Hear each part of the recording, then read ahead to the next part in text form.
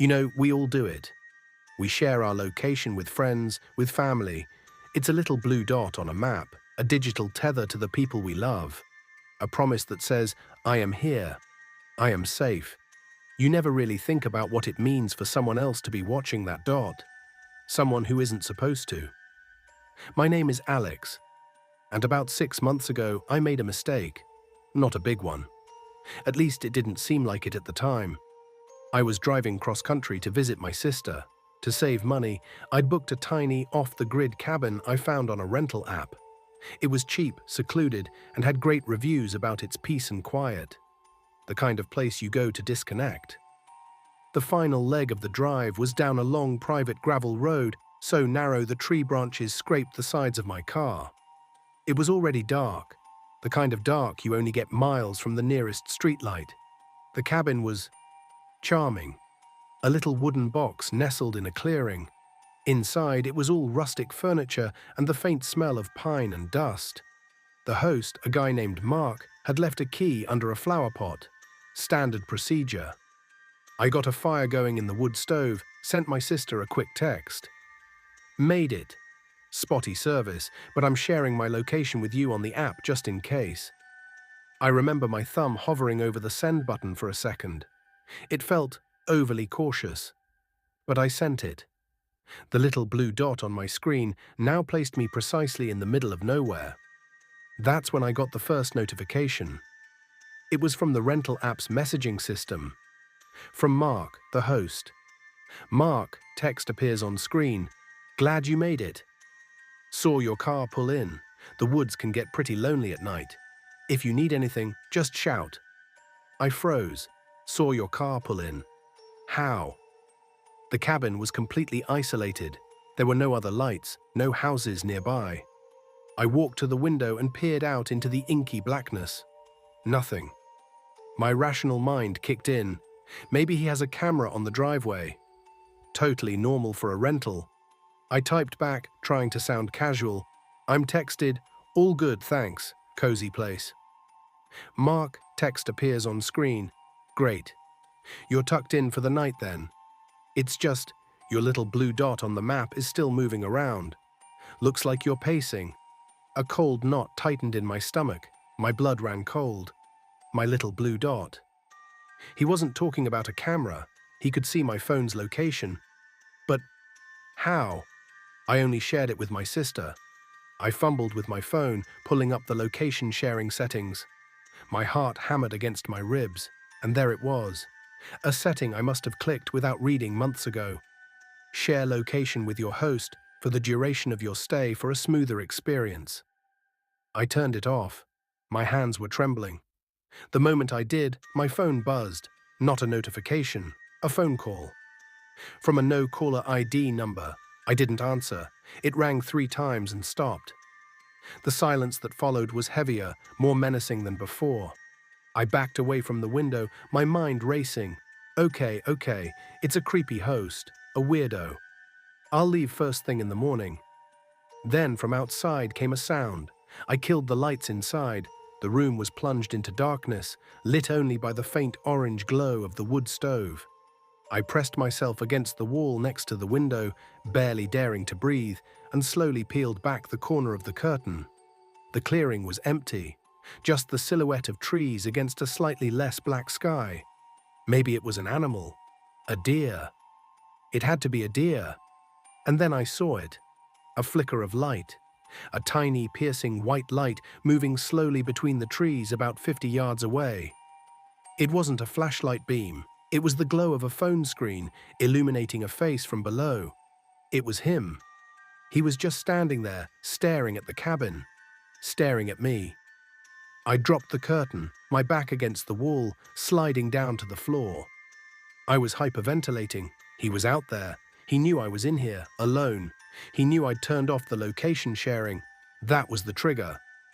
My phone lit up again, another message on the rental app. Mark, text appears on screen. Why'd you stop sharing, Alex? It's rude to break a connection. I just want to know you're safe. It's a big, dark woods. That was it. I wasn't waiting for morning. I crawled to the front door, locked the deadbolt as quietly as I could, I could hear soft, deliberate footsteps on the gravel now. Crunch, crunch, crunch. Circling the cabin, I had one chance. My car keys were on the table. If I could get to my car, I could get out. The road was long, but I had a full tank. I made a decision that felt insane. I threw open the front door and sprinted. My fingers fumbled with the key fob. Click. The doors unlocked. I threw myself inside, locking them again just as a figure emerged from the side of the cabin. He wasn't running. He was just walking, calmly, towards my car, his face still illuminated by that ghostly phone light. I turned the key. The engine roared to life. I slammed the car into reverse, spinning the wheels, spraying gravel. As my headlights swept across him, I got a clear look. He was smiling, a wide, placid, utterly terrifying smile. And he was holding up his phone, not to his face, but towards me, as if showing me something. I didn't stop to look. I sped backwards down the twisting gravel road, not daring to turn around until I reached the main highway. I drove for 2 hours before I even thought about stopping. I called the police from a gas station. They went to the cabin. They found it empty, clean. No sign of anyone named Mark. The rental listing had been deleted. The phone number was untraceable. They wrote it off as a prank, a bad experience. They told me I was safe. But here's the thing I can't forget. The part I didn't tell the police. When I was speeding away, in that split second my headlights hit him.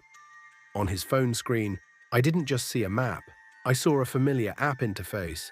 And on it was a single pulsing blue dot. It wasn't my dot. Mine was gone. I'd turned it off.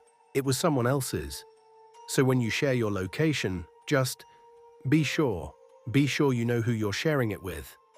Because sometimes the scariest thing isn't being lost, it's being found. Everyone has that one friend who works the night shift. The one you only see on weekends because their life is inverted. For 2 years, that was me. I was the overnight security guard at the old Kenmore data center. A 10-story glass cube filled with servers, humming away in the dark. It was a good job. Quiet, peaceful. Just me, my podcasts, and the endless, empty corridors. The company had a strict safety protocol. We had to use this app, Guardian Track.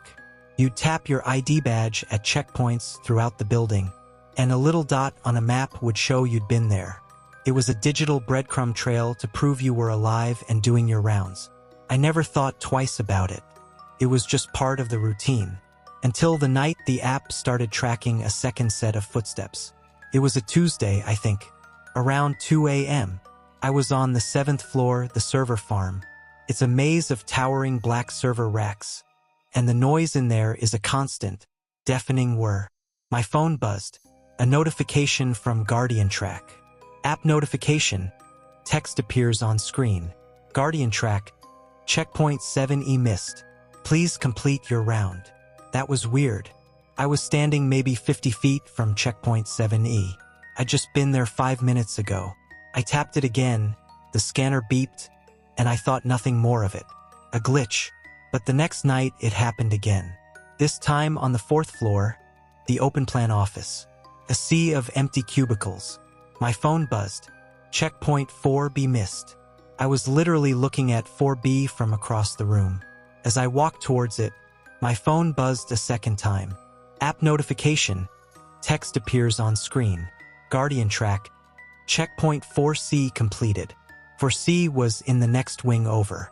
A cold prickle ran down my neck. I pulled up the live map on my phone. There was my dot, right next to 4B. And there, clear as day, was another dot. A gray one, pulsing right on top of checkpoint 4C. My blood went cold. The map was supposed to only show me. I called my supervisor, Frank. His voice was thick with sleep. It's 2:30 in the damn morning. It's a bug. The new software update is probably just buggy. Don't worry about it. He told me to log out and log back in. I did. The gray dot vanished. I tried to convince myself it was a ghost in the machine. But then I started hearing things. Not loud things. Subtle things. The way sound carries in a dead silent building. The soft shush of an automatic door closing on a floor I'd just left. the faint echo of a footstep that wasn't quite in sync with my own. I'd stop and the sound would stop.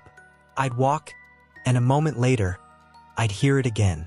An echo, but lagging, following. The gray dot became a regular occurrence. It would appear, tap a checkpoint a few minutes after I did, and then vanish. Felt less like a glitch and more like a shadow. Something was mirroring my rounds. The breaking point was a week later. I was in the basement, the archives. It's a creepy place even in the daytime. Endless shelves of old paperwork and decommissioned servers with motion-activated lights that only turn on when you're directly under them. I was walking down an aisle, a little pool of light around me, darkness ahead and behind. My phone showed the gray dot was on this floor too. My heart was a drum in my chest. Then, about 30 feet ahead of me, a light flicked on.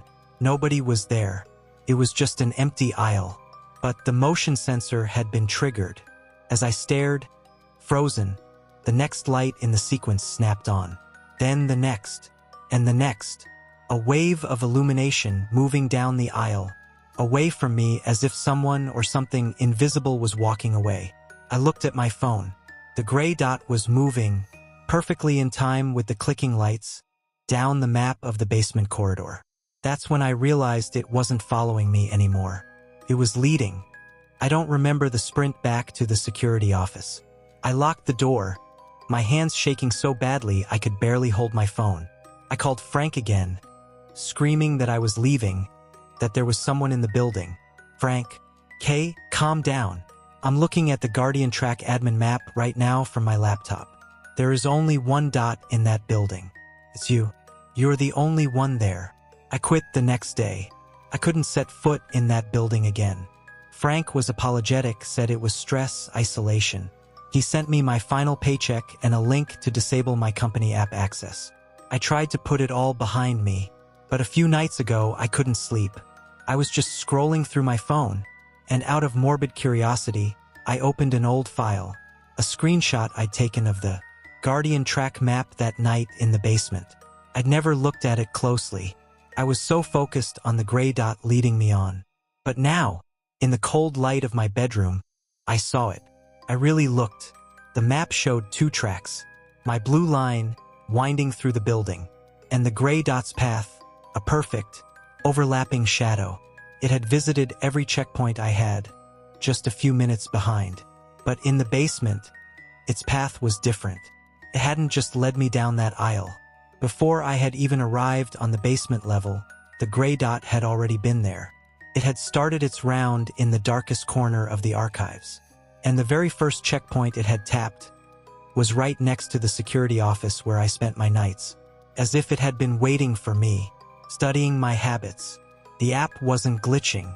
It was working perfectly.